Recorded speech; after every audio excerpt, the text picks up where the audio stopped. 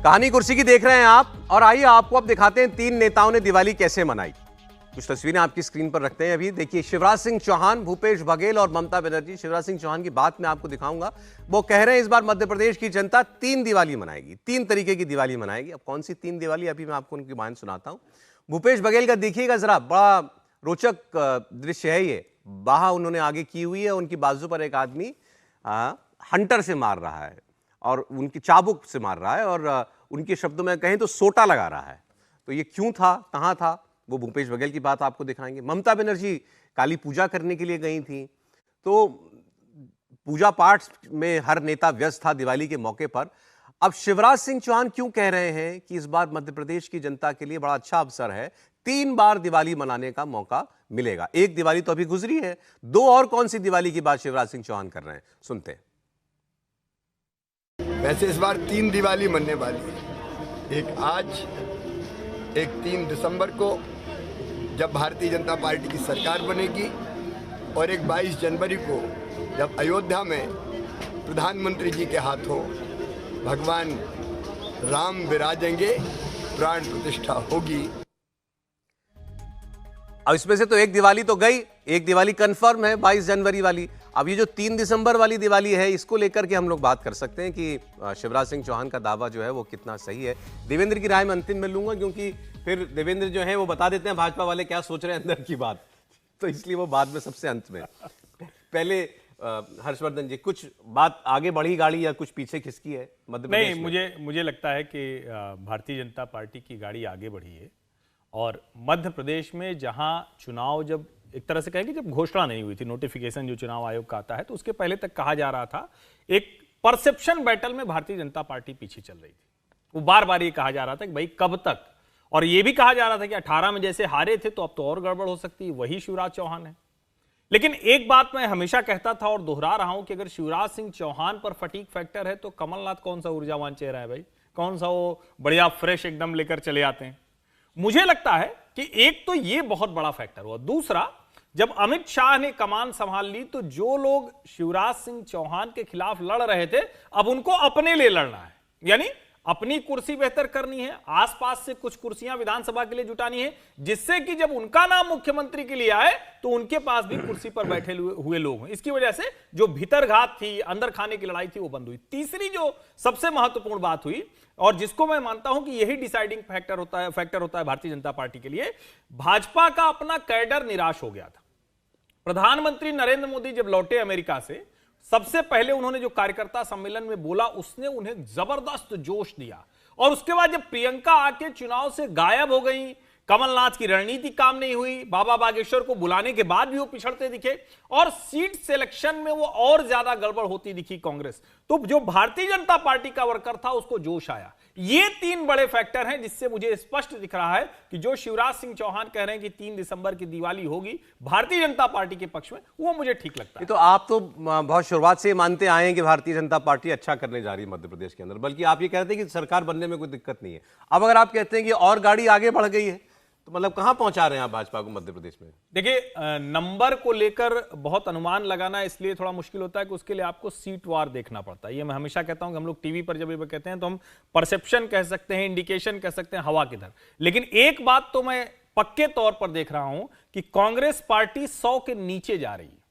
अब ये लगभग तय होता हुआ दिख रहा है। और यहां कमाल की बात यह है कि जिस समाजवादी पार्टी, बहुजन समाज पार्टी, आम आदमी पार्टी, उनको बिल्कुल कुछ भी नहीं है, तो सीट के तौर पर ये शायद कुछ भी नहीं होगा, शायद एक सीट समाजवादी पार्टी कुछ कर पाए, लेकिन बहुजन समाज पार्टी की स्थिति कुछ बेहतर हो सकती है। अब वो कहां किसको नुकसान कर रहे हैं, तो आप जाकर देखेंगे तो फिर से भारतीय जनता पार्टी को प्लस कर देते हैं, कांग्रेस के खाते से कुछ खींच ले जाते हैं। और कहां ले जा रहे हैं, जहां अनुसूचित जाति और अनुसूचित जनजाति की सीटों पर कांग्रेस पार्टी ने 2018 में बड़ी सफलता अर्जित की थी। तो मुझे लगता है कि अगर भारतीय जनता पार्टी 130 के आसपास पहुंचे तो बहुत आश्चर्य नहीं होगा। समीर जी, बिल्कुल, मुझे लगता है कि भारतीय जनता पार्टी मध्य प्रदेश में बहुत बेहतर प्रदर्शन करने वाली है। ये बात सही है कि चुनाव आयोग की जब तारीखें जारी हुई उसके पहले तक कांग्रेस एक बेहतर स्थिति में नजर आ रही थी, लेकिन बाद में जिस हिसाब से टिकट वितरण के अंदर कुर्ता फाड़ का जो अभियान चला कमलनाथ बनाम दिग्विजय सिंह का और आपस के अंदर जिस पर उनके मतभेद रहे और टिकट डिस्ट्रीब्यूशन में जैसे दोनों लोगों ने बड़ा हिस्सा मलाई का ले लिया कि अपने अपने लोगों को टिकट दिलवाए,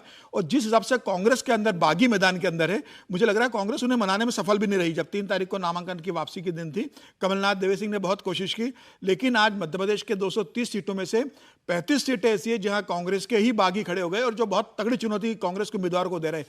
मुझे लग रहा है कांग्रेस के सबसे बड़ा नुकसान मध्य प्रदेश में ना समाजवादी पार्टी रहेगी, ना बहुजन समाज पार्टी रहेगी, ना आम आदमी पार्टी रहेगी। कांग्रेस को सबसे बड़ा नुकसान उसके बगावत करके उसके खड़े हुए नेता पहुंचाने जा रहे हैं। और भारतीय जनता पार्टी की अगर बात करें तो भारतीय जनता पार्टी ने बहुत बेहतर तरीके से टिकट डिस्ट्रीब्यूशन वहां पर किया। अपने सांसदों को तो उतारा ही उतारा, इसके अलावा संगठन के जिस हिसाब से लोगों को टिकट दिया, मुझे लग रहा है, और अमित भाई ने जिस तरीके से वहां पर संगठन की कमान संभाली है और शिवराज सिंह चौहान लगातार प्रचार कर रहे हैं, मुझे लग रहा है भारतीय जनता पार्टी एक संगठित रूप से वहां चुनाव लड़ रही है और कांग्रेस वहां पर दिग्विजय सिंह और कमलनाथ के क्षेत्र में बटी हुई है। इसके अलावा राहुल कहां से उतरी हुई गाड़ी लग रही है आपको? मुझे लग रहा है कांग्रेस की गाड़ी का जहां तक मैं समझता हूं, ग्वालियर चंबल संभाग में जहां कांग्रेस ने बहुत बेहतर प्रदर्शन किया था 2018 में, वहां कांग्रेस की स्थिति इस बार मुझे लग रहा है कि बुरी होने वाली है। वहां पर भारतीय जनता पार्टी बहुत बेहतर करेगी।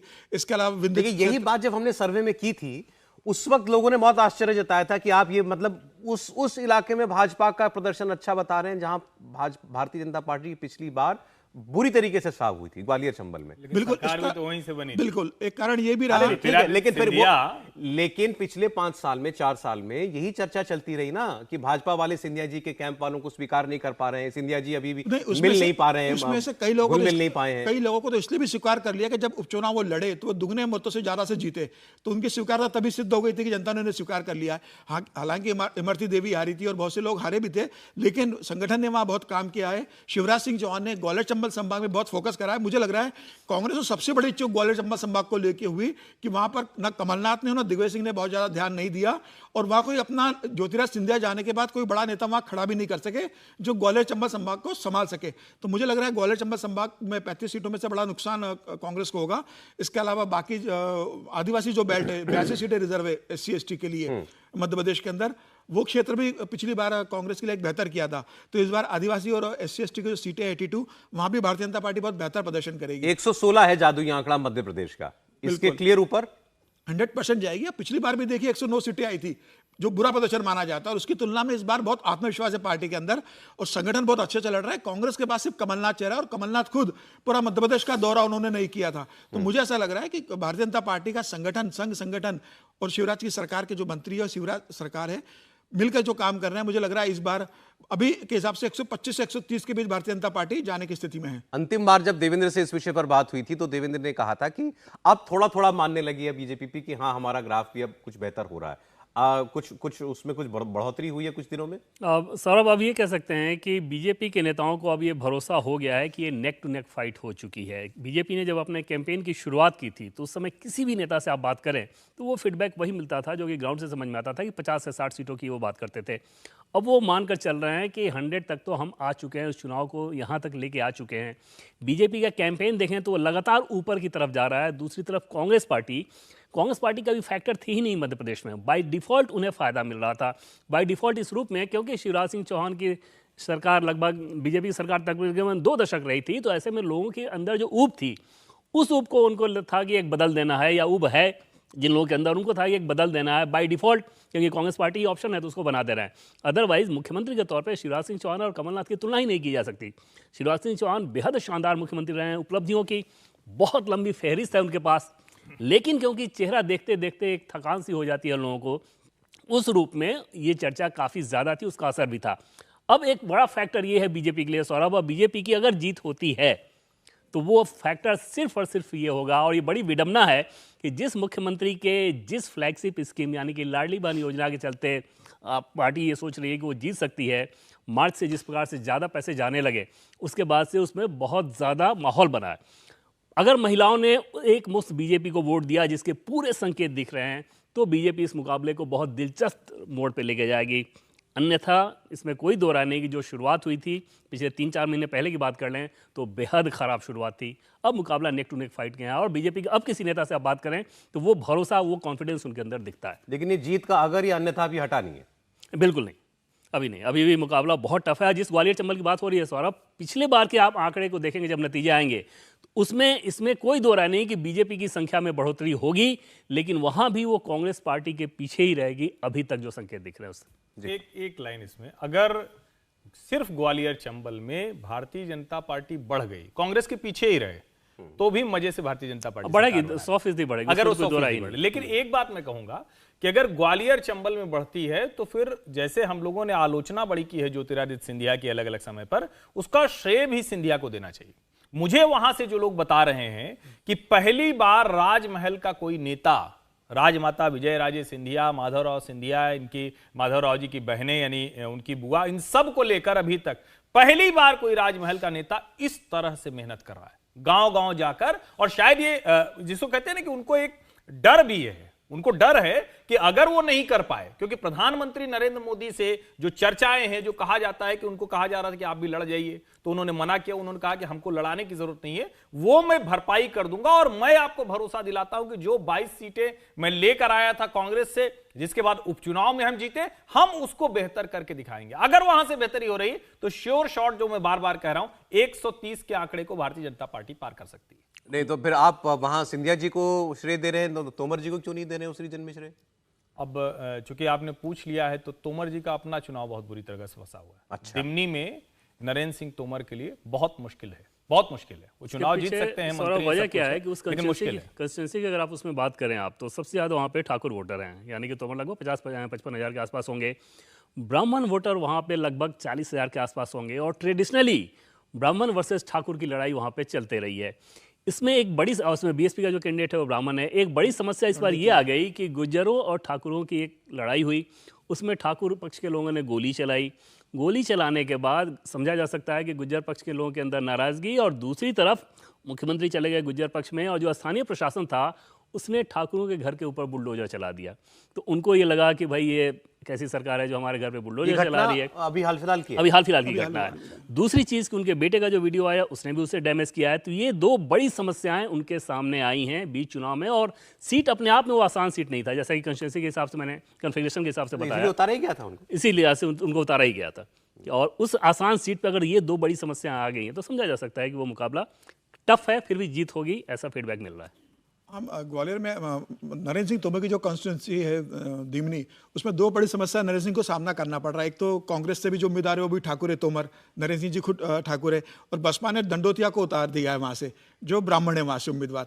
वो दंडोतिया का बहुत प्रभाव है, मतलब सिर्फ ब्राह्मणों में नहीं, उसका वहाँ ठाकुरों गुर्जरों में भी उसका अच्छा प्रभाव है। पहले विधायक रह चुका है वो दिमनी से, तो उसके उतारने के कारण एक त्रिकोणीय मुकाबला वहाँ पर हो चुका है। हालांकि आम आदमी पार्टी ने भी कैंडिडेट वहाँ उतारा है, लेकिन अब वो कितना करता है वो ठीक नहीं है। लेकिन मुझे ऐसा लग रहा है कि नरेंद्र सिंह तोमर को ठाकुर वोट ज़्यादा मिलेंगे, लेकिन अब ब्राह्मण वोट कहाँ जाते हैं। हालांकि नरेंद्र सिंह कोशिश कर रहे हैं कि ब्राह्मण का बड़ा वोट बैंक मिले, लेकिन फिलहाल वो त्रिकोणीय मामले में फंसे हुए। नरेंद्र सिंह जीतेंगे जरूर, लेकिन जीत का मार्जिन बहुत ज़्यादा फिलहाल नजर नहीं आ रहा है उनके जीत का। एमपी ओवरऑल बीजेपी और मजबूत हुई आपको लगता है? चुनाव में उनको दिक्कत, मतलब बीजेपी का चुनाव अच्छा जाना चाहिए, सरकार बनाने की परिस्थिति में बीजेपी आ सकती है।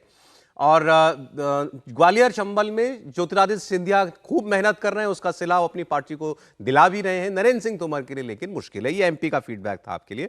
अब जरा राजस्थान की बात करते हैं। प्रधानमंत्री नरेंद्र मोदी ने एक बड़ा रोचक बयान उन्होंने दिया राजस्थान के अंदर। आपको याद होगा जयपुर के अंदर अलग अलग जो लॉकर हैं, एक प्लाजा में, गणपति प्लाजा, वहां पर रेड हुई IT इनकम टैक्स डिपार्टमेंट की, उसके अंदर से खूब सारी करेंसी निकली, खूब सारा सोना भी निकला। तो प्रधानमंत्री ने एक सभा में पूछ लिया कि कांग्रेसी लोग ये बताएं कि ये जो सोना बरामद हो रहा है एजेंसियों को, ये सोना जो आलू से सोना बनाने वाली मशीन है उसमें से तो सोना बना करके नहीं निकाला था। राहुल गांधी जी को एट्रीब्यूट किया जाता है ये बयान। मैं क्लैरिफाई कर दूं, राहुल गांधी ने ये बयान नहीं दिया था, फिर भी लेकिन उनके नाम पर चिपक गया है, तो प्रधानमंत्री ने भी इस बात को कह दिया। आप सुनिए प्रधानमंत्री की बात, फिर हम लोग जो है राजस्थान के चुनाव की बात करेंगे। कांग्रेस का एक ही एजेंडा है, राजस्थान को लूटो, कांग्रेसियों की तिजोरी भरो। भ्रष्टाचार कांग्रेस के लिए हवा पानी की तरह है। जैसे हवा पानी के बिना कोई रह नहीं सकता, ये कांग्रेस भी उसके बगैर कांग्रेस का काम चल ही नहीं सकता। राजस्थान में कांग्रेस के नेता खुद कह रहे हैं कि हां ऐसी लूट मची है, ऐसी लूट मची है जैसी देश में कहीं और नहीं है। ये उनके नेता बोल रहे हैं। और आप देखिए, यहां के भ्रष्ट अधिकारियों के लॉकर से भारी मात्रा में सोना बरामद हो रहा है। सोना, अभी आलू में से बना हुआ सोना है कि लोगों के जेब काट करके बना हुआ सोना है। ऐसे ऐसे मामले सामने हैं जहां सीएम के करीबी अफसर एक साल में 2-2 दर्जन फ्लैट खरीद ले रहे हैं। राजस्थान को इस जंगल राज से निकालना बहुत जरूरी है। मेरा तो प्रधानमंत्री ने कहा कि एक अफसर ने एक साल में 2 दर्जन फ्लैट खरीद लिए, ही सुनकर कान खड़े हो गए। अच्छा, बड़ी बारीक बात उन्होंने बताई, स्पेसिफिक बात बताई, मतलब कोई इनपुट है, कोई जानकारी है जिसकी वो चर्चा कर रहे हैं। देवेंद्र जी बताएं, इसका खुलासा करें पहले तो। राजस्थान में करप्शन के जैसे छत्तीसगढ़ में इल्जाम लग रहे हैं, कुछ उसी पैमाने पर इल्जाम लगाए जा रहे हैं और ज्यादा सौरभ, उसमें 3 समस्या देखें तो कांग्रेस पार्टी की जो वहां पे सरकार है, 3 बड़ी समस्या। एक तो करप्शन, और इसमें ऐसा नहीं है किसी एक इंडिविजुअल उस ऑफिसर का जिसका प्रधानमंत्री मोदी जिक्र कर रहे थे उसके मामले सामने, उसके कई ऐसे सारे मामले सामने आए। दूसरी चीज कि आपस में गुटबाजी, जैसे सचिन पायलट और अशोक गहलोत, ऊपर से आपको नहीं दिख रहा है सौरभ, ग्राउंड फीडबैक जो समझ में आ रहा है उसमें एकदम सीधे सीधे समझ में आ रहा है कि सचिन पायलट एक तरह से इस चुनाव में बैठे हुए हैं, ऐसा कहा जा रहा है। और ये बात कांग्रेस खेमे से ही आ रही है कि वो इस चुनाव में को उस रूप में लड़ते हुए नजर नहीं आ रहे हैं। और तीसरी बड़ी समस्या जो दिखी है लगातार, ये किसी एक मामला, जयपुर का मामला कर लें या जोधपुर संभाग के मामले को देख लें, ऐसा नहीं है, कई सारे जगहों पे आया, वो था अपीजमेंट का आरोप वाला। तो इन 3 समस्याओं को वहाँ पे गहलोत सरकार बहुत बुरी तरह से जूझ रही है। और इसमें कोई दो राय नहीं कि राजस्थान को लेकर जो एक परसेप्शन बनाने की कोशिश की गई थी कि बहुत नज़दीकी मुकाबला हो जाएगा, जब नतीजे आएंगे तो ऐसा दूर दूर तक नजर नहीं आएगा। बीजेपी काफ़ी आगे होगी कांग्रेस से। बीजेपी के चुनाव में जो परिस्थिति है उसको लेकर के आपका अपना परसेप्शन बड़ा गार्डेड रहता है, तो चूंकि राजस्थान सबसे मुफीद माना जा रहा है, राजस्थान को लेकर के आपका क्या फीडबैक है? और इसमें कोई दो राय नहीं कि राजस्थान, जैसे मैंने पहले कहा कि बीजेपी बहुत कंफर्टेबली उसमें जीत सरकार बनेगी, बहुत आसानी के साथ सरकार बनेगी। और जो एक परसेप्शन बनाया जा रहा था शुरू से, जैसे पहले मैंने कहा कि बहुत नजदीकी मुकाबला है, अशोक गहलोत काफी आगे आ गया है, नतीजों में ऐसा बिल्कुल नहीं दिखेगा। नतीजों में आपको दिखेगा कि एक कंफर्टेबल विक्ट्री है। 150 को लेकर 6 महीना पहले या 8 महीने पहले जो बात बीजेपी कहती थी और लगता था कि शायद ऐसा हो जाएगा, वो चीज़ नहीं होने जा रहा है। और उसकी कई सारे वजहें हैं, उस पर हम लोग लगातार चर्चा आगे भी करते रहेंगे। लेकिन इसमें कोई दो राय नहीं कि 120 के आसपास फिगर बहुत कंफर्टेबली बीजेपी लाने जा रही है राजस्थान में। ठीक, तो ये ग्राफ उठ रहा है कि नीचे जा रहा है, मतलब क्लोज बन रहा है चुनाव या और वाइड हो रहा है गैप? नहीं, चुनाव क्लोज हुआ है। जैसे मैं ये बिल्कुल नहीं मानता हूं कि अशोक गहलोत 40-50 से ऊपर सीट पे कभी थे, कभी नहीं थे। और ये तो इतना, जिसको कहते हैं ना कि दौड़ दौड़ के स्कीम चलाना, मोबाइल बांटना, कुछ भी करना। और मैं तो सचमुच, मैं एक बात कह दूं, आपने अभी कहा कि राहुल गांधी को एट्रीब्यूट किया जाता है। सच है कि राहुल गांधी ने नहीं कहा था कि आलू से सोना, लेकिन वो आरोप दूसरों पर लगा रहे थे कि वो ऐसा कहते हैं कि आलू से सोना बन जाएगा, वो इसी तरह का काम करते हैं। तो दूसरों वालों ने वही वाला चिपकाया, उन्हीं के ऊपर चिपका दिया, तो अब आलू सोना राहुल गांधी बनाते हैं। लेकिन एक बात और समझिए, प्रधानमंत्री नरेंद्र मोदी ने भी कभी नहीं कहा था कि 15 लाख रुपया हर खाते में डालेंगे। तो वो भी कांग्रेस के लोगों ने, तो राजनीतिक लड़ाई में शायद आपकी एक चूक खतरनाक होती है। और वो खतरनाक सोचिए आप कि आप किसी से भी पूछेंगे तो आलू से सोना राहुल गांधी को बता देगा। 15 लाख कोई भी जिसको कुछ नरेंद्र मोदी किसी योजना का नहीं कहना है, एक लाइन में कह देगा। तो एक तो ये जरूरी। दूसरा, जब हम राजस्थान की बात करते हैं, अशोक गहलोत के बारे में और चीजें आप ठीक है अलग अलग संदर्भों में देखिए। अभी उन्होंने दिल्ली की तरह से बिजली बिल माफ किया है, अप्रैल महीना से शुरू हुआ है। अब जरा ये भी समझिए, 4.5 साल क्या कर रहे थे? इसका मतलब यह हुआ कि 6 महीने में यह योजना चलाकर, और मैं ये बिल्कुल मानता हूं कि भाजपा भी वही करती, सब वही करते हैं, अंतिम समय में शिवराज जी भी कमी नहीं कर रहे हैं, लेकिन एक योजना लगातार चल रही है और एक योजना सिर्फ अभी आ रही है, तो दोनों का फर्क दिखता है। जनता समझ रही है, इसीलिए वो वाले वीडियो आते हैं कि किसका मोबाइल है, कहे गहलोत जी ने दिया है, वोट किसको, कहे मोदी जी को देंगे, कहे ये वाला मोबाइल ले, कहे इससे क्या है तो हम जान नहीं है इसीलिए दिया हुआ है।